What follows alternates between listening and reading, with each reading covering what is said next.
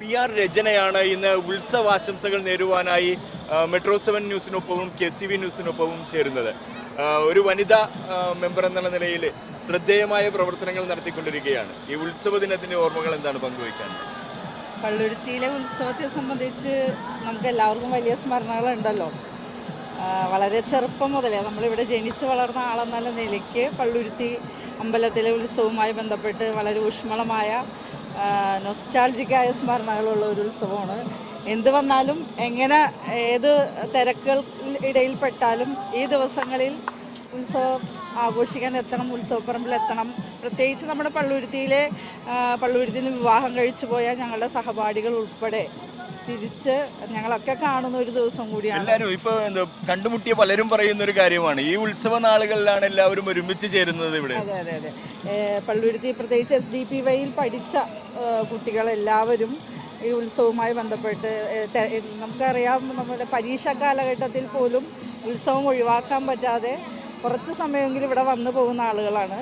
വിവാഹിതരായി പെൺകുട്ടികൾ പോയാൽ പോലും ആ ഉത്സവത്തിൻ്റെ സമയത്ത്, നമ്മുടെ പള്ളുരുത്തിയിലെ ഉത്സവത്തിൻ്റെ സമയത്ത് പള്ളുരുത്തിയിൽ എത്തിച്ചേരുകയും ഞങ്ങളെല്ലാവരും തമ്മിൽ കാണുകയും ആ ഓർമ്മകളൊക്കെ പുതുക്കുന്ന ഏറ്റവും നിറമുള്ള ഓർമ്മകളുള്ള ഒരു ഉത്സവമാണ്. എന്താണ് ഉത്സവത്തിനെ സംബന്ധിച്ച് കഴിഞ്ഞ കാല ഓർമ്മകളിൽ എന്താണ് പഴയകാല ഓർമ്മകൾ പങ്കുവയ്ക്കാനുള്ളത്?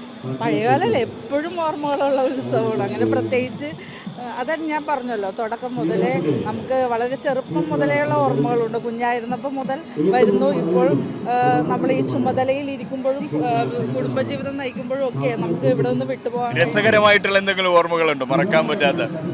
അങ്ങനെയല്ല, എല്ലാ ഓർമ്മകളും രസകരമാണ്. പ്രത്യേകിച്ച് ചെറിയ ഏതോർമ്മയും ഉത്സവത്തെ സംബന്ധിച്ചുള്ള ഏതോർമ്മയും രസകരമാണ്. പിന്നെ കുറച്ച് വർഷങ്ങൾക്ക് മുമ്പ് നടത്തിയിരുന്ന ഉത്സവ പരിപാടികളിൽ നിന്ന് വിഭിന്നമായി ഇപ്പോൾ ആ പരിപാടികളിലൊരു ഒതുക്കം കാണുന്നുണ്ട്.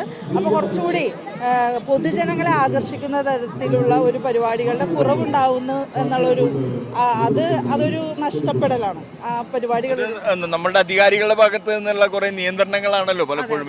കോടതിയുമായി ബന്ധപ്പെട്ട കുറേ നിയന്ത്രണങ്ങളും സമയക്രമീകരണങ്ങളുടെയൊക്കെ ഭാഗമായിട്ടാണ് അത്തരം കുറവുകൾ ഉണ്ടായിരിക്കുന്നത്. നമ്മൾ മനസ്സിലാക്കുന്നെങ്കിൽ പോലും ഈ ഉത്സവത്തിൻ്റെ ഓർമ്മകളും ഉത്സവത്തിൻ്റെ ദിവസങ്ങളൊക്കെ ഏറ്റവും സന്തോഷത്തോടുകൂടി ആസ്വദിക്കുക. നമ്മുടെ പ്രേക്ഷകരോട് എന്താണ് പറയാനുള്ളത്? ഉത്സവാശംസകൾ എല്ലാവർക്കും പള്ളുരുത്തിയിൽ, പ്രത്യേകിച്ച് പള്ളുരുത്തി ശ്രീ ഭവാനീശ്വര ക്ഷേത്രത്തെ സംബന്ധിച്ച് പറയേണ്ട ആവശ്യമില്ല. ശ്രീനാരായണ ഗുരുവിൻ്റെ ഓർമ്മകൾ ഉറങ്ങുന്ന, ശ്രീനാരായണ ഗുരു നേരിട്ട് പ്രതിഷ്ഠ നടത്തിയ അമ്പലങ്ങളിലൊന്നായ ശ്രീ ഭവാനീശ്വര ക്ഷേത്രത്തിലെ ഒരു മതേതര സ്മരണകളുള്ള പള്ളുരുത്തിയുടെ സ്വന്തമായ ഒരു ഉത്സവമാണ്.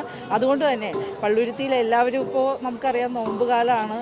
ഇസ്ലാം മതവിശ്വാസികൾക്കിടയിൽ, ക്രിസ്ത്യൻ മതവിശ്വാസികൾക്കിടയിലും നോമ്പിൻ്റെ പ്രാരംഭഘട്ടമാണ്. എന്നാൽ പോലും പള്ളുരുത്തിയിലെ ഉത്സവത്തിലേക്ക് എല്ലാവരും എത്തിച്ചേരുന്നുണ്ട്. മതേതര സ്വഭാവമുള്ള ഈ ഉത്സവത്തിൽ പള്ളുരുത്തിയിലെ മുഴുവൻ ആളുകൾക്കും എല്ലാവിധ ആശംസകളും അറിയിക്കുക. 2 ഗ്രാം മുതൽ പാദസരങ്ങൾ, വളകൾ, 1/2 ഗ്രാം മുതൽ സ്റ്റഡുകൾ, 2000 രൂപ മുതൽ റിങ്ങുകൾ, 1 ഗ്രാമിൽ തുടങ്ങുന്ന മാലകൾ, നെക്ലസുകൾ, 9000 രൂപ മുതൽ ഡയമണ്ട് നെക്ലസുകൾ, 1 ലക്ഷം മുതൽ ആരംഭിക്കുന്ന വെഡിംഗ് സെറ്റുകൾ. Maharaja gold and diamonds,